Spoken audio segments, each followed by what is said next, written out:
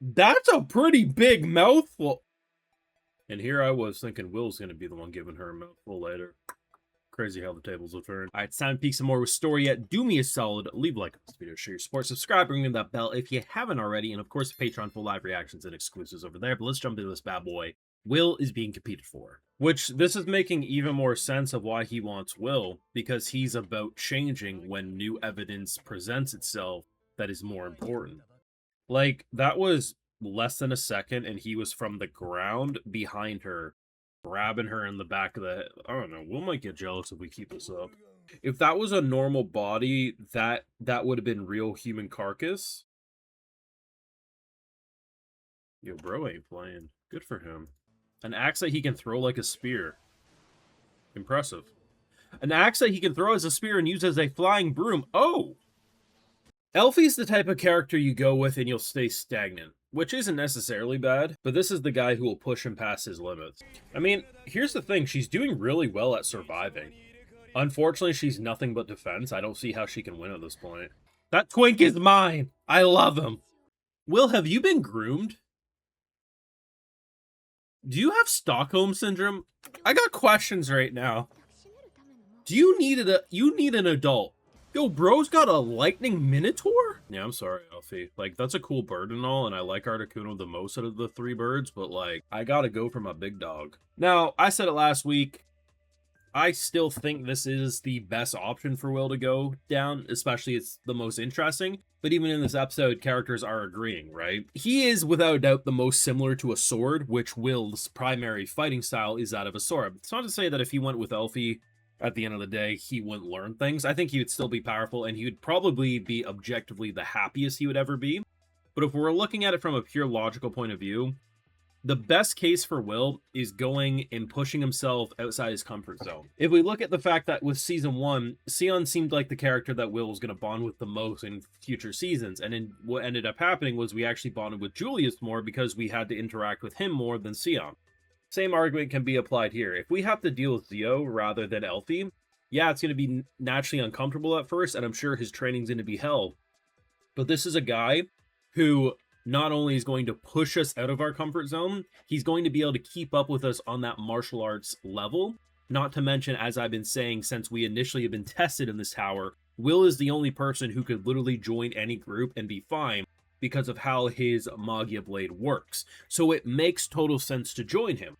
As it also makes total sense to say, I've been waiting for him for how long? And in doing so, we ultimately get a Final Fantasy level fight where Articuno versus a Minotaur, Ice versus Lightning have now clashed. Now, I will admit, I did watch the preview, which I rarely do. I don't watch trailers for things I'm already watching. I just try to avoid it, but they left me blue balls. I said, I have to see something.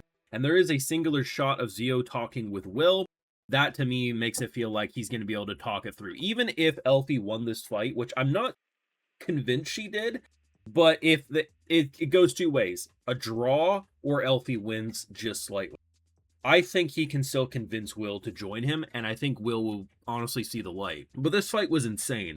Like, I was hoping maybe 5 minutes of action, because they've spoiled us with animation over the course of the season, right? I mean, we've had multiple times where we've had Ice Cities form, now we have Lightning. It's just such a cool idea for a fight, but at the end of the day, I wasn't expecting it to be as big as it is. And I know that's what she said, but even more than a girl on the casting couch, I'm saying I didn't expect it to be this big. The fact that at the end of the day, this season has not only surpassed Season 1's production quality and exciting action scenes, it's had me say, honestly, thinking back to it, Season 1 wasn't that impressive. Now it was, but it's just been so good, that's what I'm saying. And I honestly thought for a hot minute she was going to lose. I really did. I thought with how they were building it up, it wasn't until like the last few minutes of this fight, of this episode within this fight, that he actually had to start chanting magic and take it seriously. Like, he was pushing her shit in. And I'll give her props, man. It would have been very easy to write it as she's in over her head, but if anything, she's proved why it's okay for her to be like, no, that's my boy, and my boy wants to be with me. As long as he says, like, I think the only way this works at this point is Will going up to her and saying, I actually want to go with him. It will break her heart, but I mean, it will show that Will is more than just the guy who tags along with those who tell him to, right? It will be interesting. She is creepy, objectively. I mean, she does talk about how she has spells designed to hold him in place. But you know what? Some people like a woman who ties them up in a basement. So, I mean, maybe Will's exactly where he wants to be. I don't fucking know. Also, is it just me, or does this guy look like he'd be working with Sid in the Ememence and Shadows? Like, they showed him a few different times, and every time I'm just like, bro, is this Sid when he's grown up? Is this his right-handed man? I don't know. Has nothing majorly to do with anything in this episode, but, like, most Eminence and shadow-coded fucking character of the fucking episode. That's all I'm saying. I also like having these two stooges. I mean... just the casual being like, hey, I actually think going with ZEO would be more up his alley, to be honest. It's like, yeah, thanks for saying what we're all thinking. But what, it's interesting, right? Because most of the bystanders are basically being like, God damn, this is horrifying. Did anyone put up a barrier so we don't die? Some are saying, fuck, I hate Elfie, but Elfie defeated me. So if this bastard defeats Elfie, that almost means that I've lost it too. And then there's the, who should our boy toy Will go with? It's just like, it's so fucking hilarious, man.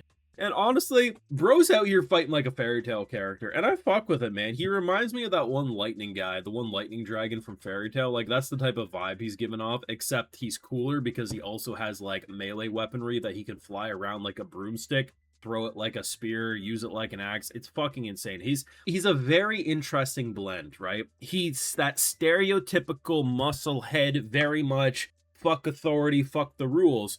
But at the beginning of the episode with the 2-year flashback, they also remind you that he knows when to say no. He knows when to pull away and say, actually, maybe conflict isn't here. I think if given a season 3 and us going with him as like Will joining up with his crew, we could in theory have the absolute best season that will once again make season 2 look just okay in comparison. I still don't know exactly where we'll land on this. I'm definitely hoping that we are going to join up with him. I think the likely scenario is Elfie just barely wins. He walks up to Bro, says, I honestly think you should be with me. I can teach you the best. Will have some balls. We'll go up to Elfie and say, hey, I actually think I should go. It doesn't mean we can't, be pen pals still. And that's how we'll leave off to hopefully get that season 3. Will we get a season 3? I don't fucking know. Should we get a season 3? Yeah.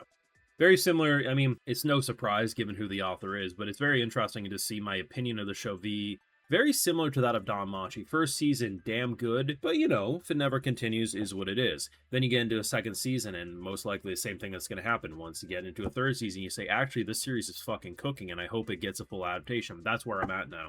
This is a fucking good show. It's a really good show, and I hope it will eventually get a full adaptation. The same way most of these bigger shows that blow up are seemingly getting anymore. Fantastic stuff. You need to let me know what you thought down below. I mean, who were you initially rooting for? Like, this is question of the week. Walking into this episode, who are you rooting for? And by the end of the episode, who are you rooting for? Because for me, walked in wanting him, left wanting him, but I will admit Elfie did have me second-guessing myself a little bit. But your thoughts? Leave a like, share, support, subscribe, ring that bell, and of course, Patreon for live reactions and exclusives. Like, hey, I gotta give those video shoutouts too, because my patrons make it all possible over here on YouTube. Alright, so today we got Restart Coon, Squilton, Shadow Cyber Demon, Benjamin Margolis, Jessica Compton, Neko Chan, Fate, Direct Lord, Stephen Thomas, and Azoff Montgomery. So I appreciate the support. Please take care, and have a good one.